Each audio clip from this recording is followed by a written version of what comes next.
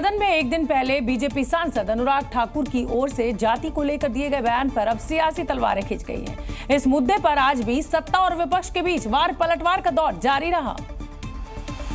Samajwadi party के अध्यक्ष अखिलेश यादव कल की तरह आज भी अनुराग ठाकुर पर हमलावर नजर आए।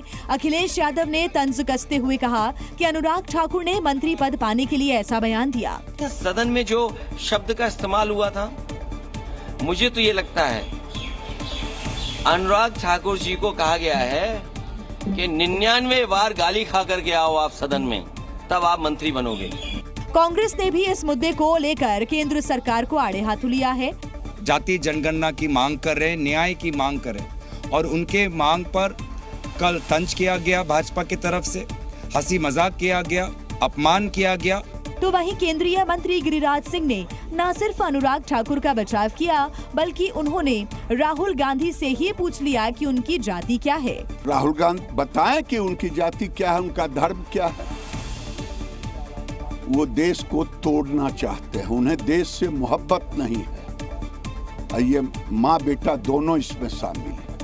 इस मुद्दे पर यूपी के डिप्टी सीएम केशव प्रसाद मौर्य की प्रतिक्रिया भी सामने आई और उन्होंने सोशल मीडिया पर एक पोस्ट शेयर करते हुए लिखा कि कांग्रेस के मोहरा अखिलेश यादव जिस तरह राहुल गांधी की जाति पूछने पर उखड़े, उससे वो नेता कम बल्कि गांधी परिवार के दरबारी ज्यादा लगे। कांग्रेस संसदीय दल की हुई बैठक में कई मुद्दों पर चर्चा हुई और बैठक के दौरान सोनिया गांधी ने जातिगत जनगणना, महंगाई और बेरोजगारी समेत कई मुद्दों को लेकर मोदी सरकार पर तीखा हमला बोला और दावा किया कि लोकसभा चुनाव में लगे झटके से भी मोदी सरकार ने सबक लिया है और वो अब भी विभाजन और डर फैलाने की अपनी नीति पर कायम है। सोनिया गांधी ने आरएसएस के कार्यक्रमों में सरकारी कर्मचारियों के हिस्सा लेने के सरकार के फैसले पर भी नाराजगी जताई। उन्होंने कहा कि ये संगठन खुद को एक सांस्कृतिक संगठन कहता है, लेकिन पूरी दुनिया जानती है कि आरएसएस क्या करता है। कांग्रेस संसदीय दल की बैठक के दौरान सोनिया गांधी ने कहा कि मोदी सरकार और उनके वरिष्ठ नेताओं को बढ़ती बेरोजगारी और महंगाई की कोई चिंता नहीं, जातीय जनगणना करवाने की सरकार की नीयत नहीं, पेपर लीक के मुद्दे पर केंद्र सरकार पूरी तरह फेल है। इतना ही नहीं, उन्होंने 4 राज्यों में होने वाले विधानसभा चुनाव का जिक्र करते हुए पार्टी के नेताओं से कहा कि लोकसभा चुनाव के नतीजों के बाद माहौल पार्टी के पक्ष में है, लेकिन आत्मसंतुष्ट और अति आत्मविश्वासी नहीं बनना है और एकजुट होकर के काम करना है। बैठक के दौरान उन्होंने जम्मू कश्मीर में हाल के दिनों में बढ़ी आतंकवादी घटनाओं को लेकर भी केंद्र सरकार को आड़े हाथों लिया और बजट में सही तरीके से अपनी बात रखने के लिए पार्टी के सांसदों की पीठ भी थपथपाई। पश्चिम बंगाल में कांग्रेस के भीतर फेरबदल की खबरों के बीच अधीर रंजन चौधरी ने कांग्रेस हाईकमान के खिलाफ मोर्चा खोल दिया है। उन्होंने कांग्रेस अध्यक्ष मल्लिकार्जुन खड़गे पर जमकर हमला बोला। अधीर रंजन चौधरी ने कहा कि मल्लिकार्जुन खड़गे के कांग्रेस अध्यक्ष बनते ही देश भर के सभी पद अस्थायी हो गए। तो जिस दिन से खड़गे साहब पद संभाले, उसी दिन से सारे देश में सारे पद अस्थायी हो गए। मैं भी अस्थायी हो चुके थे।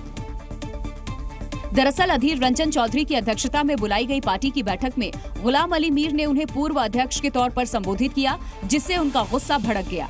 इस बीच रिपब्लिकन पार्टी ऑफ इंडिया के अध्यक्ष रामदास आठवले ने अधीर रंजन चौधरी को अपनी पार्टी में शामिल होने के लिए खुला ऑफर दे दिया और इसीलिए आपने कांग्रेस पार्टी छोड़ना चाहिए और आपने एनडीए में आना चाहिए। ऐसा निमंत्रण मैं आपको देता हूँ। आइए, आप बीजेपी में आइए या मेरी पार्टी में आरपीआई में आप आइए। अधीर रंजन चौधरी ने लोकसभा चुनाव के दौरान मल्लिकार्जुन खड़गे की एक टिप्पणी पर भी निराशा जताई, जिसमें उन्होंने संकेत दिया था कि जरूरत पड़ने पर चौधरी को बदला जा सकता है। हरियाणा में लोकसभा चुनाव में कांग्रेस के बेहतर प्रदर्शन के बाद विधानसभा चुनाव को लेकर शुरू हुई गुटबाजी ने अब पार्टी नेतृत्व की मुश्किलों को बढ़ा दिया है। तमाम कोशिशों के बाद भी हरियाणा कांग्रेस में गुटबाजी खत्म होने का नाम नहीं ले रही, क्योंकि खबर है कि विधानसभा चुनाव से पहले ही कुमारी शैलजा और भूपिंदर सिंह हुड्डा के बीच टकराव लगातार बढ़ती जा रही है। दोनों ही अलग अलग यात्राएं निकाल रहे हैं। सोशल मीडिया प्लेटफॉर्म पर कुमारी शैलजा के समर्थक उन्हें अगला मुख्यमंत्री तक बता रहे हैं। ऐसे में भूपिंदर सिंह हुड्डा खेमे से उनका टकराव होना लाजमी है। हालांकि कुमारी शैलजा ने टकराव की खबरों से साफ इनकार किया और प्रदेश में भारी जीत का भरोसा जताया। ये इस तरह की टिप्पणियां करते रहते हैं, मुझे फर्क नहीं पड़ता है इस चीज़ का कभी। और आने वाला वक्त कांग्रेस पार्टी का है, सरकार कांग्रेस पार्टी की बनेगी हरियाणा में। एक तरफ भूपिंदर हुड्डा जहां अपने बेटे दीपेंद्र हुड्डा को आगे बढ़ाना चाहते हैं, तो वहीं कुमारी शैलजा के भी समर्थक लगातार बढ़ रहे हैं।